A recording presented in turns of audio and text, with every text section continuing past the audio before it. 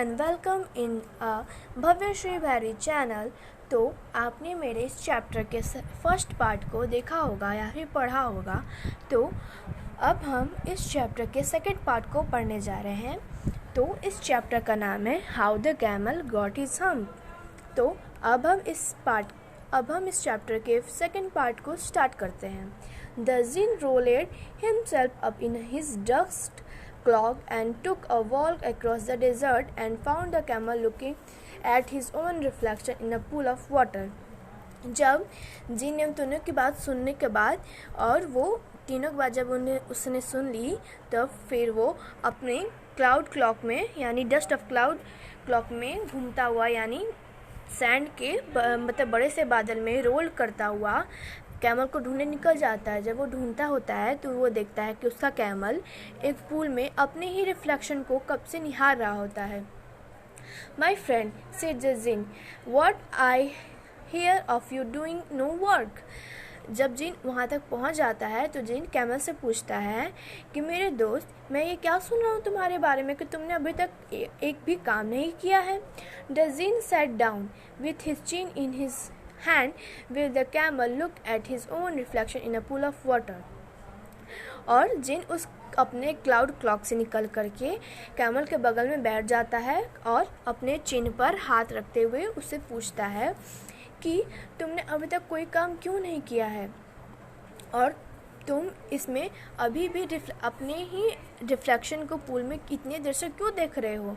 You have given 3 extra work even since morning all on one account of your idleness, said the Jinn, and he went on thinking in his chin in hand। और जिन camel से कहता है कि तुमने अभी तक कोई काम नहीं किया है, इसकी वजह से उन तीनों को तुम्हारा काम 2 गुना एक्स्ट्रा करना पड़ रहा है, जो जबकि वो तुम्हारे अकाउंट में वो काम दिया हुआ है, फिर भी वो तुम्हारे काम को उनको ही करना पड़ रहा है। And he went on thinking his chin in his hand। और जिन अभी भी अपने हैंड को चीन पर रख करके उससे बात कर रहा होता है। हम said the camel, कैमल ने फिर से कहा हम। I should say that again if were you, said Jin, you may have it on too often I want to work।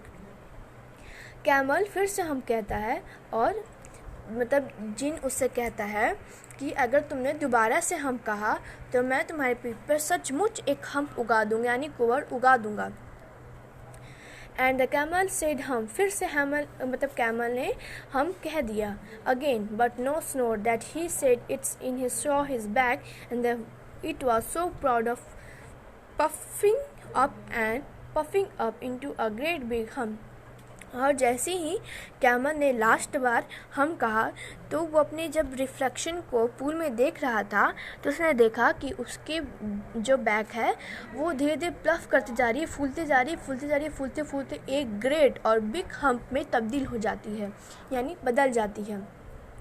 Do you see that, said the jinn. जिन ने कहा कि तुम ये देख सकते हो, that's your very own hump that you have brought upon your very own self by not working today is Thursday. जिन ने कहा कैमल से पूछा कि तुम ये देख रहे हो, ये तुम्हारे पीठ पे इसलिए उगा है यानी जमा है क्योंकि तुमने अभी तक कोई काम नहीं किया और आज थर्सडे है और तुमने मंडे मॉर्निंग से कोई काम नहीं किया है। All because you missed those 3 days, you will be able to work now for 3 days without eating because you can live on your hump। And don't you ever say I never did nothing for you। और फिर जब जिन camel से कहता है कि तुमने तो 3 दिन गवा दिए हैं यानी मंडे ट्यूसडे वेडनेसडे और आज थर्सडे है, तो अगले 3 दिन तक तुम कुछ नहीं खाओगे, बहुत कम खाना खाओगे या फिर कुछ नहीं खाओगे और तुम सिर्फ और सिर्फ अपने अकाउंट में जो तुम्हारे जी में जो काम दिए गए हैं वो सिर्फ उन्हीं कामों को तुम पूरा करोगे, उसके बाद ही तुम कह सकते हो come out of desert and go to the tree and behave. और जिन कहता है कैमल से कि इस डेजर्ट से बाहर निकलो और उन तीनों के साथ अच्छा सा बर्ताव करो और उन तीनों के साथ ही तुम रहो। And the camel went away to join the tree and from that day to this the camel always wear a hump. We call it hump now, not hurt his feeling. और जिन के कहने के बाद कैमल उन तीनों से जाके मिल जाता है, यानी उन तीनों के पास चला जाता है। और जब जिन देखता है कि कैमल उन तीनों से मिल चुका है, तब वो भी उन तीनों के ग्रुप में ज्वाइन होता है और उन तीनों के साथ बहुत मस्ती भी करता है। और जब भी हम कहते हैं तो हम किसी कैमल के मतलब पीठ पे जो उगे हुए हम होते हैं उन्हें हम हर्ट नहीं पहुंचा सकते, तो हमें अच्छे से ही हम का मतलब निकालना चाहिए, उससे मतलब उसे हर्ट नहीं करना चाहिए।